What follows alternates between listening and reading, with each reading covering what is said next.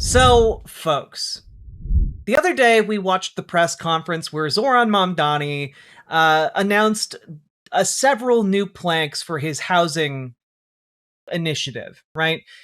His goal is to build 200,000 new units for people to live in at affordable, rates, and also to convert 200,000 existing units into uh, units that people can actually afford to live in, and build a life in, that's worth a damn. And, we talked about that a bit. And, I'm going to play this, which was released by his team in the aftermath of that speech. Let's take a quick look. It'll summarize kind of the points he's trying to make. Block by block, let the largest city in the nation deliver the largest municipal housing transformation this country has ever seen. Our housing plan meets this crisis with the scale and urgency it demands. The first plank of our plan is all about building. Over the next decade, city government will build 200,000 new, affordable, rent-stabilized homes. Second, I am proud to announce that we will preserve and stabilize an additional 200,000 homes. And they will be made possible by historic $22 billion capital investment over 5 years. The second plank of our housing plan includes some of the strongest and most expansive tenant protections anywhere in the United States of America. And as we empower tenants, we will place a special emphasis on those in the Bronx. I am proud to announce a legislative task force to overhaul our city's outdated housing maintenance code. We will also improve how 311 logs and investigates complaints. And we will support New Yorkers as they organize with their neighbors. If you form a tenant union, the city will stand with you. Finally, through our new citywide campaign, Fix the City, we will focus on the worst landlords in New York City. When necessary, we will take aggressive legal action to remove negligent owners and property managers. The third core plank of our plan is years overdue.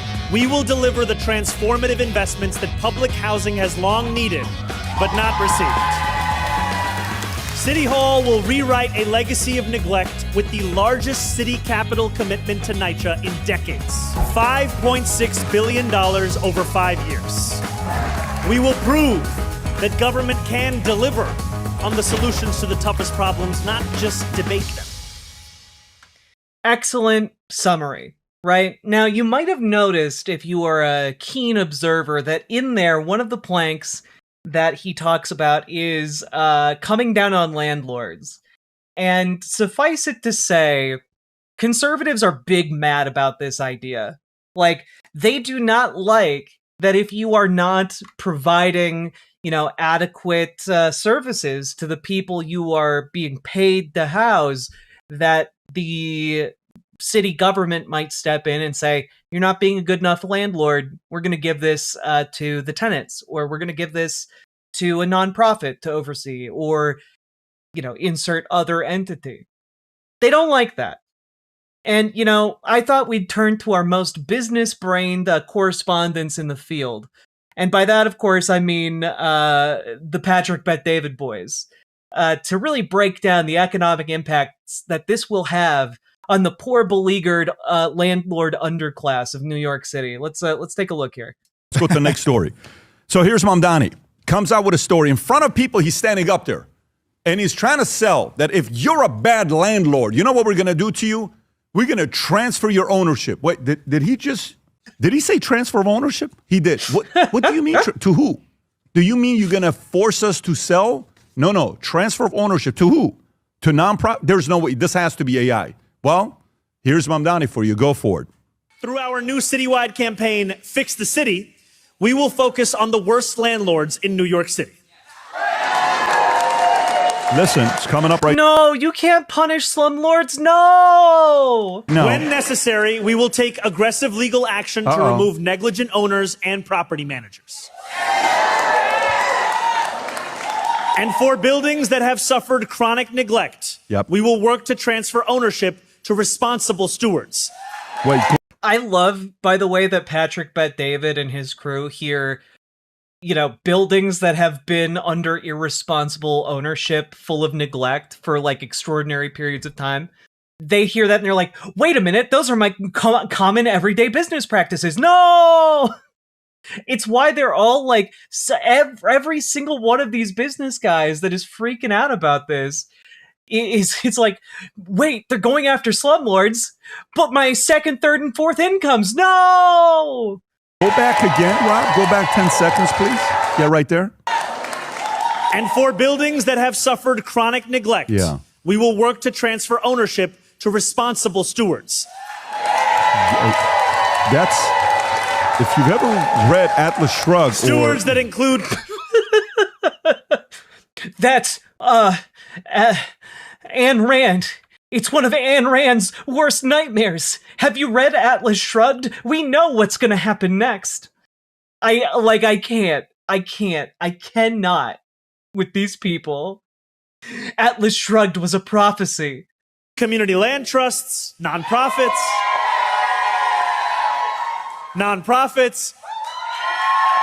Notice he said or that twice. even the tenants themselves. Yeah, so land trusts, nonprofits, or like tenants unions. Like that actually sounds really good. Why should the people who live in their building, in a building, not be responsible for keeping up the building? That sounds like a good idea, actually. Also, yeah, community land trusts are based as hell. Like, all three of these options sound great, but the first and the third one sound the best to me. Look at that smile. Oh, Lenin would be so proud. Stalin would be so proud. Karl Marx would be so proud. These people would be so proud. Let me read this to you. The plan includes... Okay, to be fair, I don't know how Lenin or Stalin would feel about this. Karl Marx would be proud because... And you know what? You know who else would be pretty proud? Adam Smith. Adam Smith would be pretty proud because Adam Smith was pretty vocally against landlords and landlording as a means of making income. But I think that might be an inconvenient fact for PBD. A number of other lifelines to struggling landlords of affordable housing, such as making it easier to finance property improvements, secure tax exemptions, and clear their housing code variations. The city is also launching a $5 million loan program to landlords to help pay tenants overdue rent and avoid evictions. So they're paying you the rent, and that's exactly the step towards communism. There are roughly 300,000 apartments. Yeah, just as a quick aside, Adam Smith, one of the people, again, credited with like pioneering a lot of the ideological frameworks of what we now know as capitalism, famously called landlords, said that landlords love to reap where they never sowed. Because even the thinkers behind capitalism thought landlords were bad, actually. Finance through the city's housing agencies are potentially eligible for the rent increase once they are empty, along with other assistance. This is about a... Yeah, and also Adam Smith did influence Karl Marx. Like, Marx acknowledged that capitalism was an improvement on feudalism. Absolutely. He just saw that there was a way to move beyond capitalism to something better and more egalitarian. Something that actually valued human dignity and labor. Third of the city's overall rent-stabilized housing stock, but includes large affordable housing owners like Related. Jeff, when you hear this message that he's given, how do you process this information? It's not surprising, first of all, but I mean, look, it's a typical playbook, right? Who's this guy? I've never seen this guy on the PBD show before. Has he just always been there? They've just never cut away from him? I mean, government policies created this mess to begin with. You're not allowed to build in New York City, so there's a housing supply shortage. There's rent control, which means you're not allowed to price anything based on market, which means that property owners necessarily have to skimp on repairs and everything. And what ends up happening? You end up with a... Wait, I'm sorry. We need to go back to what he's talking about here, right? There's rent control, which means you're not allowed to price anything based on market, which means that property owners necessarily have to skimp on repairs and everything. And what ends up happening? Not all apartments are rent controlled. Like, what are you talking about, bruh? New York City apartments aren't all rent controlled. You end up with a housing crisis that government then comes in and says, we're magically going to fix it. Oh, and also then zoning, you can't build new apartments. Mamdani also in that same speech promised to make 400,000 new units available to people. So you create the problem so that you can fix it, and the solution ends up being collective control. Wait, how did Mamdani create this problem? Mamdani wasn't the mayor, several years ago. He wasn't the mayor 10 years ago, 20 years ago. I'm sorry, maybe I'm not aware enough of New York City politics. Did Mamdani create zoning laws? Did Mamdani refuse to build more units? Yeah, Mamdani is all problems now. It's kind of like how to conservatives, Karl Marx is all problems. They have just now, the meme of the chip being removed from the NPC brain. They are now slotting in a new chip, the Mamdani chip, for the NPC GOP to get upset about. Which is playbook as old as progressivism, communism, whatever you want to call it. It's all basically the same thing. The real key here is... it's all basically the same thing. Do elaborate on that, my guy. I would love that. My new pro tip is when someone asks you why landlords suck, just tell them to imagine a scalper, but instead of trading cards, it's basic human needs. Exactly. Techno tenore. There we go. Nailed it. Thank you for the $5 super chat. When you give government authority, who gets to decide who's a bad landlord and who's a good landlord, and what standards are we going to use, and how? I mean, I'm guessing. I'm going out on a limb here. Tenants, the people who live in the building. I'm guessing they have some say in that. Are those standards going to change over time, and how are they going to be used as political leverage? I mean, because that's ultimately where all these things go. Once government comes in and takes over control, the results are not positive. Do people not remember the push for public housing in the 50s and 60s into the 1970s? Do people not remember the push for public housing in Vienna in the early 1900s? That push for public housing that largely eliminated homelessness in the city? It's almost like how you implement public housing matters. And you can implement bad or good or better public housing programs. You can have public housing that is worth a damn. The problem in the United States is that most of the public housing that we built wasn't really intended for people to live in and build lives around. They were places to escape because they weren't built with people and families and lives in mind. They were just built to house people. Full stop. And that's not good enough. When you're talking about city planning, when you're talking about community planning, it is not just good enough to be houses, apartment, whatever, just apartment super block over here. It's a giant brick building. We'll put it in the warehouse district. It's not close to anything. Yeah. When you build stuff willy-nilly and you don't take into account what people who are going to be living there actually need, it turns out people hate it. And how that actually ended up in New York City, most of all. Public housing was a nightmare and a mess. Why would this be any different? Tom, thoughts? So I have a lot of thoughts here, and I'm going to dive down here. And so I do find it funny, though, that the very same people who, up until about a week ago, were saying, the solution is building more housing, stupid, are now suddenly going, well, when has building housing ever worked? You can't have the government build housing because people naturally gravitate to the one true kind of housing when it's built by private developers. And I just want to say part of the problem with that, and I know that I've noticed this in the middle of the Midwest. I'm sure many other people, wherever you live in the United States, have noticed this too. But most apartments that get built aren't being built for low-income families or people just entering the job market or trying to get off the street. Most apartment buildings are luxury apartments. And they're being built that way on purpose because it's a lot easier to recoup your losses if you only have to rent 3 out of the 50 apartments in your building. If you are just renting out luxury condos, you don't have to rent out all of the condos. You just have to rent out a small handful of them and then charge exorbitant prices, which is what's happening. And by the way, it's also what's happening when it comes to home building, right? A lot of the homes that are being built are, they're even here in the Midwest, they're $500,000, $600,000, $700,000. And they're not being built for a family trying to buy their first home. That's not who that's for. So I just want to say, this model is what is profitable for private developers. They're not coming in to build hundreds of thousands of homes for people to actually afford. That's not what their business is. And anyone who works in real estate will tell you that's not what their business is.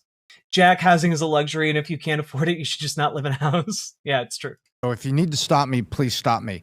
So let me tell you how this works. Because I looked into the things he's setting up, and I looked into his words, and they didn't like hand out a PDF of their playbook, but they basically told you they have a board that will collect complaints, Pat, from renters. And guess what? No complaint too small. They'll build it up and say, oh, this bad landlord, Humberto, the terrible slumlord of Jamaica, Queens, he 700 complaints. And you'll hear words like that, Pat. I'm not some kind of soothsayer or anything, but I'm going to go out on a limb and guess that if a building receives complaints and a landlord receives, I don't know, if they're on track to receive 700 complaints, okay, and they never hear about it, that's one thing. But I'm going to guess that these landlords are going to be made aware of complaints made against them to the city. And that there is going to be a period of time during which they can address those complaints. If the complaint is that the landlord keeps the thermostat at 50 degrees in the wintertime and people are freezing like crazy and having to make do with electric heaters because the building itself, despite having a heating system, isn't keeping them at a livable temperature, well, that's probably a complaint worth putting into this board. And then the landlord has the opportunity to bump it up to a balmy 65. It does that's the kind of situation I'm envisioning here. Just as a rational individual capable of free will and free thought. You are a regular guy. You can use rational thought. You are a regular guy. You can use basic and analytical skills. You are a regular guy. You don't have to watch Patrick Bet-David. Be the first thing. Some of those will be, we had a snowstorm and they didn't shovel the driveway soon enough. Didn't shovel the front door. No complaint too small. It'll be a stack of complaints. Number one. Well, also, I don't know, if you have an elderly tenant and the landlord isn't shoveling the snow, that could genuinely Jack, be what a is deadly this hazard. crazy reasonable you are suggesting? We're supposed to be the villains. It's true. It's true. One day 1,000 flowers will bloom. Anime Sidekick Gal, thank you for the $5 super chat. Number two, they will then go into seizure. And then that's transferring ownership to a responsible steward. Yeah, that's just code for seizure of assets, ladies and gentlemen, seizure of assets. They will seize that. Oh, we'll give it to a responsible party or a nonprofit. Those nonprofits will be PACs. They'll be Democrat PACs. But now let me ask you a question. On Monday, I love this incredible leap here. Yeah, so they're going to give them to political action committees. What are you talking about? Political action committees can't do that. By the way, this guy's supposed to be their policy wonk. This guy's supposed to be their numbers guy. This guy's supposed to understand policy better than any of the other people on the Patrick Bet-David show. And the fact that he's just flapping his gums in this apocalyptic fantasy world that he's constructed. They genuinely think they're one more Mamdani away from Mad Max Fury Road. One day, all these people were paying the landlord rent, and the landlord couldn't afford to. Paladin lost with some actual information. In New York City, there are 3 classes from A, very minor, 90 days, to B, hazardous, 30 days, and immediately hazardous, 24 hours or ASAP for heat/cold during emergencies. Jack, this is PBD. They can't understand such high concepts. Of course! It's okay, guys. It's okay. Don't worry. Eventually, Vinny will say something, and we all know Vinny's intellectual quality, okay? I am the intellectual equivalent of an assault rifle. Sake Tanuki, thank you for the 5 tier 1 subs. Paladin continues, the NYCHA sends you a certified letter when it's received. You have to respond. Also, under New York City law, if a building goes into management receivership, which is what happens when rent-controlled buildings fail to meet standards, the landlord still gets the rent. The receiver just has carte blanche to do what is necessary to resolve the issues. And the landlord pays all fees. Yeah, so like, I don't know, it just kind of seems like they don't really understand how any of this works. And they're just like, this is an excuse for him. He's just gonna walk down the main street of New York City and point at buildings, and then his government goons are gonna come seize the building. He's gonna walk by Trump Tower and have it seized and turned into poor housing. Like they're just like living in like this crazy fantasy world where maybe someday Mamdani will personally seize their apartment slums that they manage. Both pay the property tax and pay taxes to the city because Vinny, Vine Sauce? No, you'll know Vinny. He's the one that has like a vein or an artery about to explode every single time he's on screen. he's operating a commercial enterprise called renting a asset, and then also pay JP Morgan for the loan that he has on the building. He had a hard time doing that and putting brand new granite kitchens in for a bunch of low-income people. He can't do that. So also, just as an FYI, the idea that people who are poor need brand new granite kitchens, that's not why landlords put in brand new granite kitchens. Landlords put in brand new granite kitchens so that they have an excuse to hike rent. That it's not for the benefit of the tenants. how is it that on Tuesday, Pat, when they say evil Humberto had 700 complaints and we're now transferring it to the low-income trust of New York, how are they going to do it? Pat, this is what happens. Now the low-income trust and the city, you're the VP of commercial real estate in New York, Pat. You are now. And I'm Mamdani, and I walk in and I'm like, you know those... How is it so difficult for these people to say his name? He's been like a national figure for like for like over a year Nietzsche? now. Don't you mean Neeches? Nietzsche's. Of course! loans you got, 10 of those loans are now under the stewardship of the state of New York, city Oh of New York. no. Pat, you need to reduce these payments or reduce the interest rates. What do you mean? It says, or we're just going to write this down by force. Because the loan They're doing it on purpose. I don't think they're doing it on purpose. I genuinely think these people are too dumb to tie their shoes. is still intact. The loan is the last survivor. And you'll have Mamdani and the Islamists attempting to use, The Mamdani and the Islamists. I'm so sorry. Of course! How could I have forgotten about the sleeper cell Islamists that Mamdani has been working with in order to control New York City? The sizable number of Islamist city level sleeper agents and all of the Islamists in New York State Assembly and the Islamists in, Kathy Hochul's office. It's been a grand plot, a conspiracy. Yeah, the Mamdani Caliphate is here.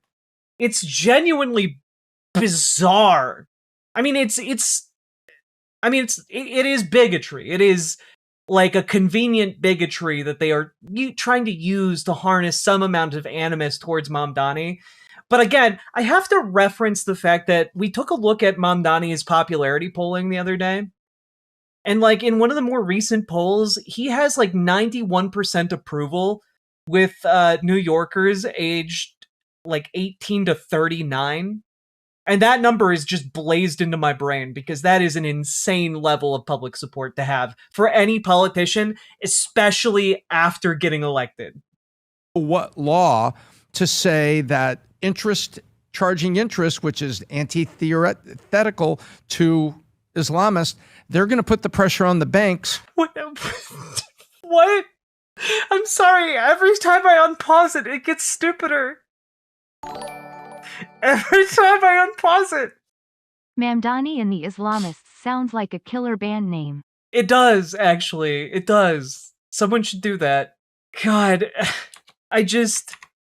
I do want to point out, though, just real quick, Christians also are not supposed to charge interests. Interest. This is actually one of the origins for, like, you know, why Jewish people historically in Europe, like, ran banks. And it's because in, you know, Christian nations, it was viewed as a sin to charge interest. And so, because Jewish people were otherized in Europe, they were then made to be bankers because Judaism doesn't consider usury or charging interest a sin. And so he's just doing this. He's doing the same thing. He's just like, the Islamists, they don't want to charge interest, so they're going to put pressure on the banks. Like, what is this? This is actually insane. And Mamdani made comments about the banks and the Jews that run them, or mostly Jews that run them. So you are now going to have the loans cratered. Now then, the stewards own the property and are... I love that in this guy's weirdly perverted world, like, the long game for Muslims is stopping the practice of giving people loans. That's crazy. Collecting the rent. They lower the rent for people, but they no longer have the large payments, Pat. Now they've got tens of millions and billions of dollars because the city has now seized it. They suspend the taxes on it. They collect the rent. He is saying Mamdani because none of these people know how to say Mamdani. God. Now they got me stumbling over it now. It's not a hard name to say. On it, and then all that money gets filtered out to DSA, and they do it at Philadelphia. They do it at the... Oh, shit. The Islamist DSA caliphate is on the rise. Oh, God, it's the long game. The New York Islamists are rising, and they're going to funnel all of the rent money into DSA across the nation. Soon the Maoists will rise up. The Maoist caucus within DSA will flourish. 1,000 of their flowers will bloom. This is some of the stupidest shit I've ever heard. And, like, I'm a card-carrying member of DSA. This is stupid as fuck. This is one of the silliest pieces of shit I've heard in a long time. I'm so glad we delve into this. City. This is a Marxist step-by-step playbook, and what people need to pay attention to is just because you seize it, you can't pay all those things. Yeah, the Islamo Bolsheviks. We get it. We get what you're drawing from. You know, we get it. Unless you kill the loan with the bank or you force them by force to renegotiate it down.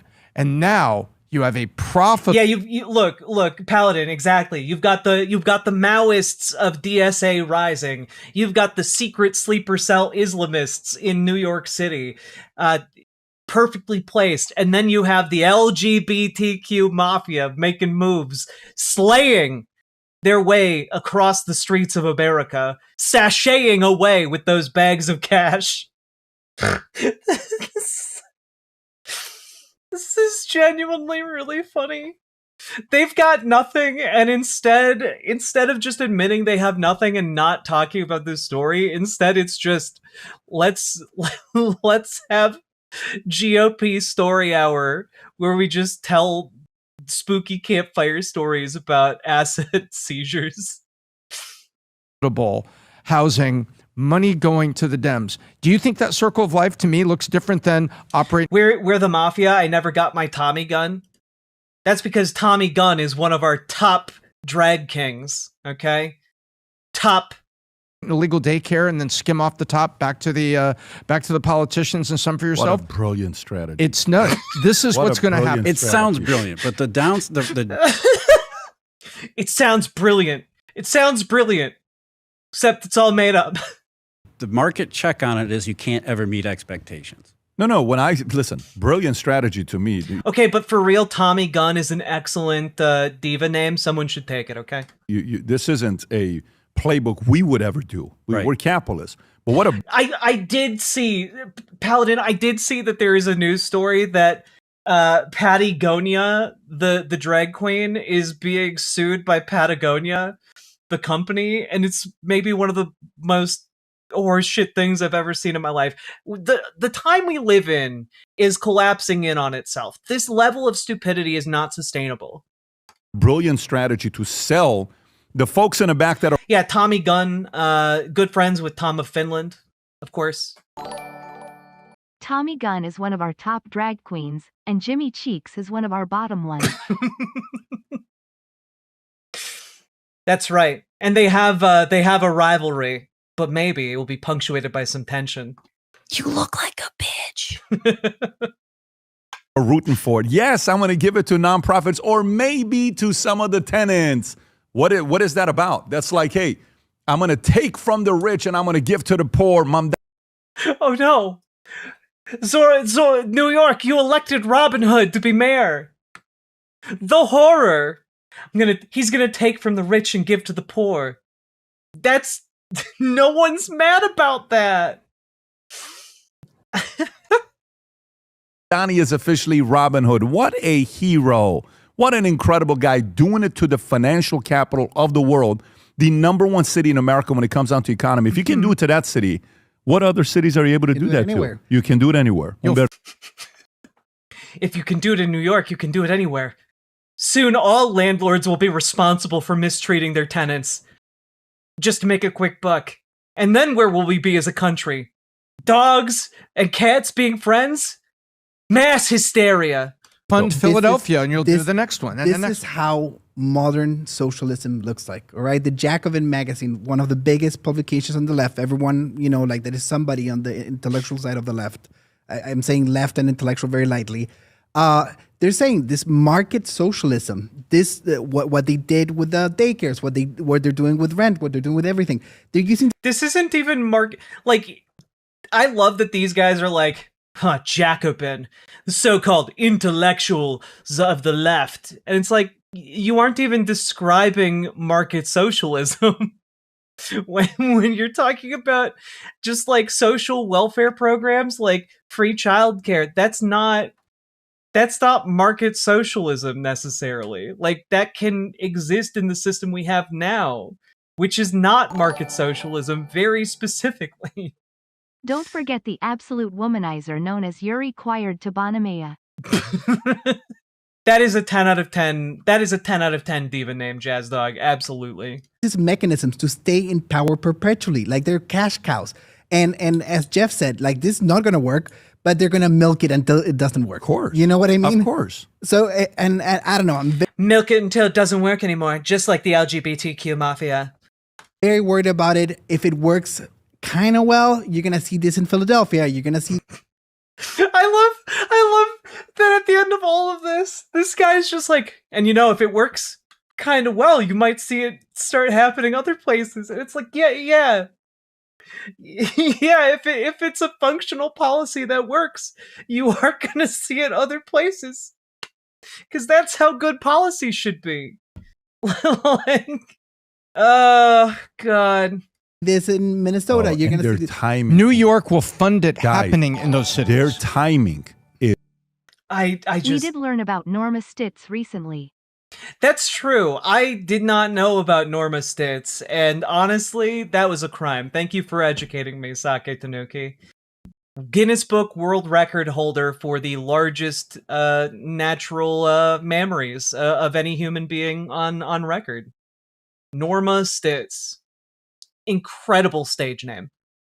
Is so phenomenal. If I had a chart right now to write, if we had like the what is that board that we use? The Vibe board. Vibe board. I think. Oh shit, the Vibe board. Yeah, man, get the Vibe board. Also, wait a minute, they changed their studio. Did Patrick Bet David have to downsize? Remember, they used to record in like a bank vault. Also, can we just take a moment to acknowledge that, number one, they've moved away from the large line desk thing, but he has a massively oversized king piece? Why do you just have two comically sized chess pieces over in the corner? That's weird. Rob, in the future, let's just have the vibe board here for anytime we want to jump on a ride. Let's do that. Justin, let's make a note of that. The modern version of Glenn Beck. Yeah. If we, Guys, we need to see what the vibe board says about all this. It's very important. What are the vibes? if we had the vibe board just to show it, but to show that this model of what you're doing and how to go about they're playing 5D chess. That's why they need the pieces. That makes sense.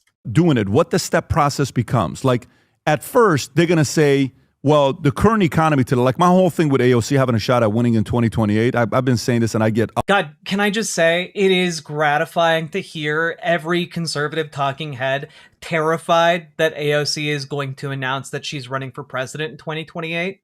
She should absolutely do that. Given how scared each and every one of these clowns is that she will do that, she should absolutely do it. a lot of Manex with people being upset. Why would you say that? Well, because I think it really has a shot. Why? Ah, shit, Jazz Dog. They're playing PBD chess. That's true. That's good. That is some good shit. Because AI is going to do what it's going to do. And, you know, whether some people think are going to take jobs or it's not going to take jobs, it's impacting the economy. So Tom and I were talking last time on the podcast, what's the best case scenario where unemployment will be in 2028? He said 5 to 7%. I said, what's the worst case? He said 10+%. If that were to happen, if home prices don't come down, the average home price right now in California is $906,000. Crazy. In Florida, I think it's $340,000, $350,000, if I'm not mistaken, something like that, $337,000. You can look it up. The average home price by state, yeah, we're at $376,000. Can you go $344,000 Central Florida? Can you type in California, the average home price in California? So if you type in California average home price, $776,000, $854,000. Story came out last week that it's $9. God, can I just say the fact that every single conservative is relying on AI overview to answer their questions instead of finding actual sources now is very funny, because it's going to mean that they wind up like using inaccurate information. AI overview is not accurate. It's synthesizing like a plausibly accurate summary based on sources. It can't fact check itself. How the hell can the average person afford an 854 home? You can't. Chad Bianco yesterday was here on the podcast, was running for governor, and he said when he moved from Utah to LA, he worked construction. Within 1 year, he could afford to buy a house. You're not going to be able to do that today. So all of these things are going to be used as leverage for them to say, this is why you do need government's help. So the more you're seeing Mamdani saying, Mamdani is simply setting one person up. It's like that volleyball player. You know that guy from CSUN that's all over the place? Mm-hmm.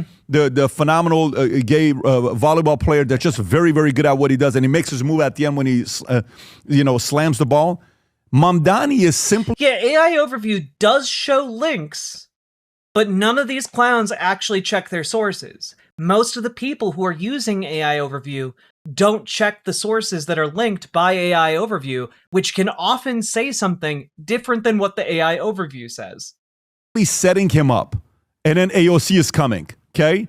AOC, Mamdani is setting up, and look at this. AOC is going to come and boom. Okay, hang on a second. This is not even the one, Rob. I don't know which clip you found. Does covering PBD count as ableism? I mean, I got to be honest. We're getting pretty close. We're getting pretty close to the line. And, at a certain point, the answer is going to be yes, but not today, even though we're really bumping up against that line. There is one that he gets set up, and then he comes and crushes it. That's what's going to happen in 2028. And so my worry is for people to have enough common sense. Boom, look at that.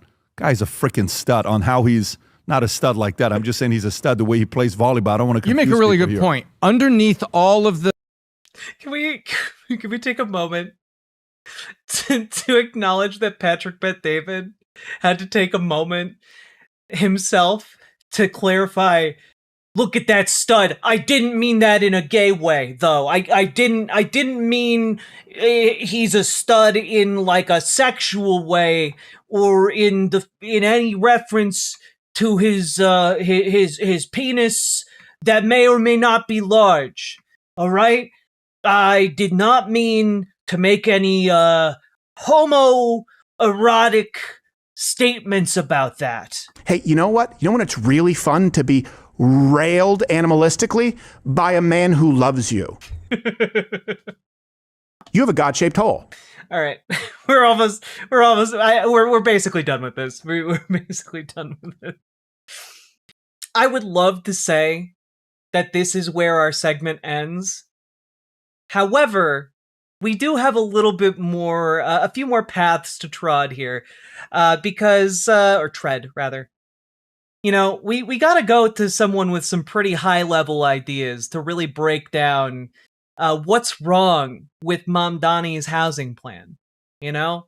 And there's one man that I know I can always turn to for the highest possible level of ideas. And that man, of course, is Dave Rubin. Let's unbelief. You as the builder, you're taxed and regulated, and then you personally. They've already created conditions that nothing will really be fixed. And then on top of it, they're saying, oh, and by the way, you know, if you don't play ball with what our ever-changing rules will be, because this is what they're really good at, we might just confiscate the building. Let's not forget, what was it, a month ago, he was talking about the 5 million pied de terre tax, and then suddenly Kathy Hochul was like, oh, well, it'll probably be 1 million. So the line never stops. That's the thing. There's never enough money for these people. Now, the counter to that is there are some people who know how to. What about the AI overview? Oh, yeah. Here, real quick.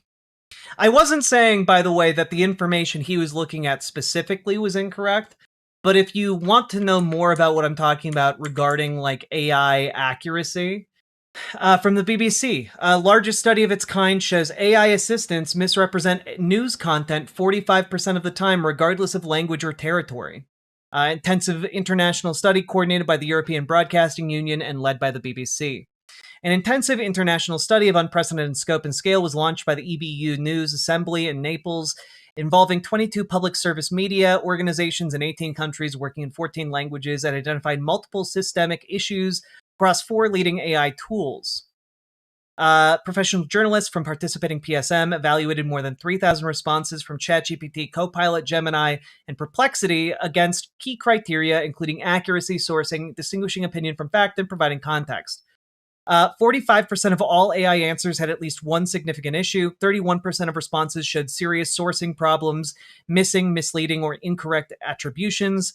20% contained major accuracy issues, including hallucinated details and outdated information.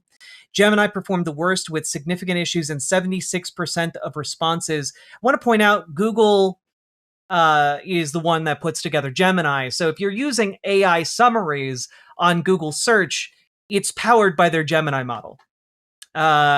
So, yeah, that's not great. It's about the links inside the overview. The links go to actual websites, but the AI cannot be relied upon to provide accurate information based upon those links. That's the point I'm making. You actually have to go to the links, read them, synthesize the information, and before you actually spit it out. Because if you're just relying on the AI overview and showing the AI overview as proof of the information you're trying to demonstrate, that's not good enough. We know that AI overviews are riddled with misinformation. Just be willing to use your goddamn brain. Part of my issue with AI is that it trains people to be stupid. So please don't be stupid. All right. Speaking of, back on topic. To do a little something with money, and they are fleeing New York City rather rapidly. JP Morgan CEO Jamie Dimon has been very critical of Zohran, hasn't fully moved. It would be a bohemian. I know that this is a larger discussion. How are they hallucinating? I work in IT and I do not understand it. Because effectively they aren't thinking, right? AI models don't think. What they are doing is statistically likely combinations of words that, match what input is being demanded of, or what output is being demanded of them, right? And so it's a very complicated Google search is the best way that I can really sum it up as. But the way that these AI models function is that they ingest all information in order to then spit out statistically likely information. But based on the information they take in, their responses can, of course, create completely nonsensical outputs, right? Like they can create, for example, there's a huge problem right now in scientific journal publishing related to AI, right? In fact, it's gotten so bad that hallucinated citations are popping up more and more often inside of like actual journals. It's gotten so bad that the person who runs RXIV, which if you guys are familiar with scientific journals, you know it. His name's Thomas G. Dietrich, had to put out a statement here. Attention, our code of conduct states that by signing your name as an author of a paper, each author takes full responsibility for all its contents, irrespective of how the contents were generated. If generative AI tools generate inappropriate language, plagiarized content, biased content, errors, mistakes, incorrect references, or misleading content, and that output is included in scientific works, it is the responsibility of the authors. We have recently clarified our penalties for this. If a submission contains incontrovertible evidence that the authors did not check the result of LLM generation, this means we can't trust anything in the paper. The penalty is a 1-year ban from RXIV, followed by the requirement that subsequent RXIV submissions must first be accepted at a reputable peer-reviewed venue. Examples of incontrovertible evidence: hallucinated references, meta comments from the LLM. Here's a 200-word summary. Would you like me to make any changes?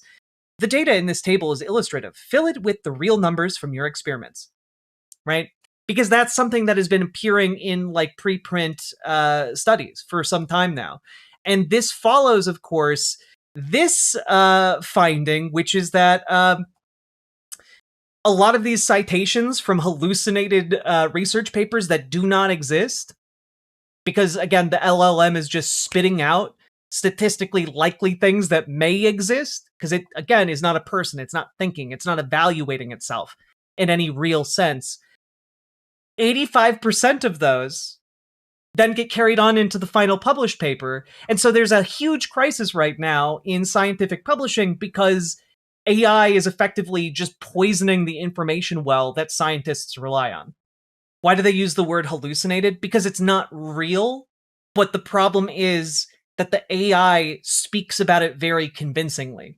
So they call it a hallucination because it is convincing and can lead you astray in the wrong direction, right? Like it comes across like if you were getting talked at by someone who's very, very, very confidently wrong.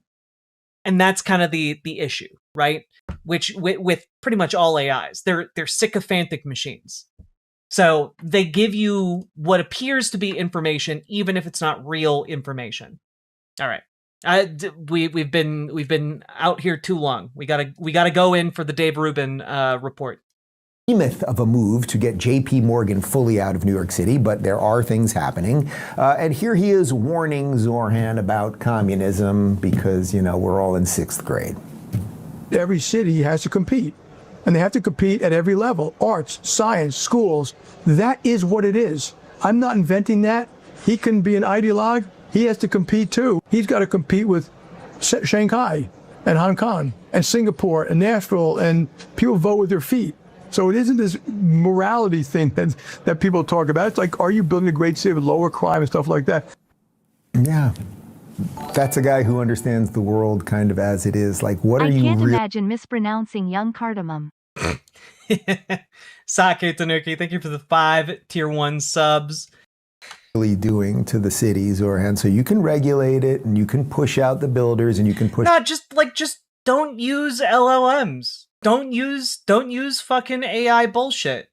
Just use normal search engines. Use DuckDuckGo instead of Google. Push out the creators, and you can tax all of the billionaires and millionaires. You can do all those things. You can promise to confiscate property in the name of the people because he. But then with the billionaires, we'll all leave. You know, because billionaires are really concerned with being frugal. Literally thinks he's Bane from the Dark Knight. Like, you can do all of those things, and in the end, well, first off, as Diamond pointed out, well, people can move to Nashville and they can move to Miami, but it's not. We now live in a world. This isn't 100 years ago. Like, financial services and things that create wealth We're now in competition with Shanghai. We're in competition with places all over the world, and you will destroy New York City. Now, the thing is, all these guys who have like 20 different homes around the world, they really care about they really care about saving a couple bucks. Quinn Decker, thank you for the tier 1 sub. Belief, my 100% true belief, is that his goal is to destroy New York City and then usher in something far worse than communism, but... That's right. He'll destroy New York City, and from its ashes he will raise the Dark Capital. Dark York. It will march its armies across the land, raising them up from the crypts and catacombs that lie below. He will draw upon the rat folk that infest its sewers. He will empty their cities and towns in the bowels of the earth, and they will walk upon the surface worlders with their brutal machines of war. Dark York. Let's put that aside for a moment. Interestingly, New York City, every week now, and almost more than weekly, they have these crazy jihad rallies and people are running. I was there. I saw him. I saw him visiting the Ratman cities, the rat capital. He walked through the gates, straight as brass. And I saw him kneel down to commune with the rat creatures that live down there. He's converted them to Islam, The Ratmen, they're all Islamists. And they will march upon us soon. We must be ready. Yeah, the whole jihad rallies that Dave Rubin has seen. I want to hear more about these. Around with Hamas and Hezbollah flags, and they have the keffiyeh on, and they look like terrorists, and sometimes they quite literally have fake suicide vests on, and they're screaming about genocide, and they take over the streets, and all of those things. And these are supposedly the nice, tolerant, decent lefties. I really want Dave Rubin here to cite any kind of source for what he's talking about, because it sounds like he's either cherry picking to an insane degree. Like, I don't think New York is having pro-jihad rallies. You know what? I'm going to go out on a limb. I'm going to call Dave Rubin a fucking liar. I don't think that right now New York City is having pro-jihad, pro-genocide rallies. I don't think that's happening. He's AI hallucinating. He's plugged himself into ChatGPT. Well, yesterday outside of Gracie Mansion, by the way, where he created a buffer zone so they can't actually get to Gracie Mansion, which is kind of interesting because Zohran, one of the first things he did was veto a law that stopped people from getting right up to synagogues and churches because he wants people to be threatened. But when you come to Gracie Mansion, there's a buffer zone. Anyway. Yeah, that's because people tried to throw a bomb at his house. Like, people tried to harm him and his family. Makes sense to have a buffer zone. It would also likewise make sense to have a buffer zone around any synagogue or church that was under threat of attack. Globalize the Intifada. I know, Sake Tanuki. No fun unless you're at the jihad rally. A whole bunch of people showed up with American flags, also Israeli flags, because they're not happy with this guy. And here's what a peaceful protest looks like. It's a throwback, a little old school stuff, peaceful protest. Enjoy.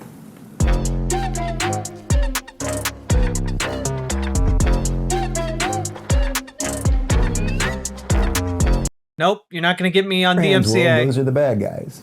Those are likely Americans that have lived in New York City probably for a long time. Jews have been in that city for a long time and really helped build that city. They're worried about what's going on there. Now, I would say at this point... They're worried about what's going on where? If you're a Jew and you live in that city, you should leave. If you're anyone with money, and it's not even about money, if you're anyone who values your life... What I do with AI is I always ask it to check sources. You can prompt it all you want to check sources. It doesn't actually check sources. It's not a person. It is not capable of analytical thought, because that's not what it does. I don't know how to break this to you. That, like, also the fact that you think that just saying, okay, ChatGPT, get me information on this topic, but don't you lie to me. And like, it's not going to like hallucinate at you. That's not how this technology works. Life and what. Stop it. Use your brain. Use your brain. Use your brain and your own analytical skills. Remember how to use search engines. I believe in you. You are a regular guy. You can use basic analytical skills. You are a regular guy. You can use DuckDuckGo. You are a regular guy. You are capable of synthesizing information by putting together disparate info points. You are a regular guy. Don't cede your humanity. Try going to a library and searching the stacks.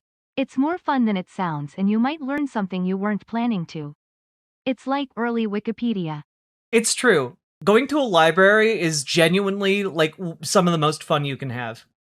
Thank you for the 5 tier 1 subs. But like it is genuinely true. If you go and like seek out information, you are going to find out more things because you're not being fed information by a sycophant. You are instead going to discover new things. You're going to be able to like learn new things. You're going to encounter information from different sources you might not have considered. You're going to like learn about different topics that might be related to your topic of interest.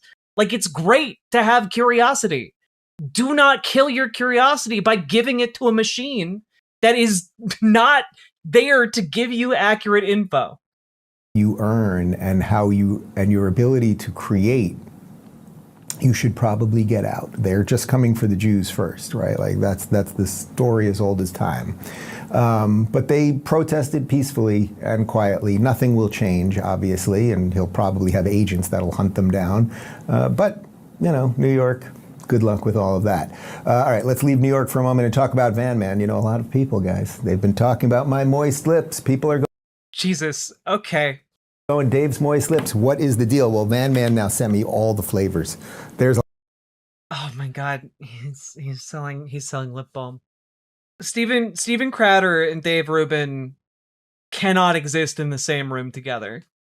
It cannot be allowed to happen, okay? I'm gonna look like a podling who's been fully drained. They Even can't if you do it. find someone jacking it in the corner, you might learn something you didn't plan to. It's true. You might learn a little bit about that God-shaped hole that lives in all of us. You have a God-shaped hole. All right. I can't. We're done. We're done with this segment. Like, Dave's main point here, he dedicated a whole slew of time to talk about how effectively, well, you're competing for billionaire affection and attention. So you have to cater to billionaires, otherwise they'll move away. Just want to point out, like, there's one billionaire over in California who has like 20 different houses in California alone. Like, billionaires do not give a shit. That's kind of what you get for being a billionaire. You get to not give a shit. I'm pretty sure Dave is a Zionist because he can't make any arguments without saying the most racist shit you can imagine to demonize the left. I mean, that is one of the original reasons Dave Rubin left TYT, right? Like, he got confronted and basically said it was totally fine for Israel to bomb a school full of children. Like, he was like, if Hamas is in the building, yeah, you can kill those children. It's, you know, like, you're not wrong. This has been a wild ride, and we've spent too long on this segment. I just thought it was fun that Zohran Mamdani has gotten under all of these people's skin by simply asserting that if you are providing subpar services that could hurt people, that could harm folks, that maybe you should not be in charge of those services. Like, maybe the state should intervene and give those services over to someone who's actually going to be a good steward of them. I don't know. That seems reasonable to me. I think it seems reasonable to basically every normal person that exists. But conservatives freaking out about it kind of reveal their true nature, I think. So, all that being said, folks, get organized. Join your local Dems. Join your local DSA. All right? We can help you. Make your Dems more progressive. Make your DSA more effective. Organize working folks. All right? Cut out those neoliberal shills of the establishment who've sold out our political futures. All right? Cut them out. Best way to do it is getting involved. And the best time to get involved is right now. Join your local Dems. Join your local DSA. If you need help Join our Discord, reach out to Dragonfly for help with your local Dems, reach out to GamerG for help with your local DSA. We can get you started, we can get you connected, we can give you tips and tricks and help you figure out how to navigate that. There are also plenty of really helpful people in our Discord as well. And all that being said, also, leave a like this video, leave a comment. Let me know. Do you think it's a good idea to let slumlords continue to be slumlords? Let me know in the comments. Do you agree with these conservatives? And why? I'd love to know. And also, hit the subscribe button, you silly billies. Some of you haven't done it yet. Hit the subscribe button. Maybe the little bell if you want to get alerts when videos go up. All right? And all that being said, last but not least, check out ImogeneOlivia.com, gender euphoric lingerie designed from the ground up for trans femmes, also tested with cis men, cis women, non-binary folks. It is comfortable, it is sexy lingerie that's non-tuck. So check it out, ImogeneOlivia.com, link down in the description. Let's keep on going. Riverboat Jack is coming to town. All the viewers gather around. Twitch and YouTube and switching streams. All that content is bursting the scenes. Politics, being and plenty more.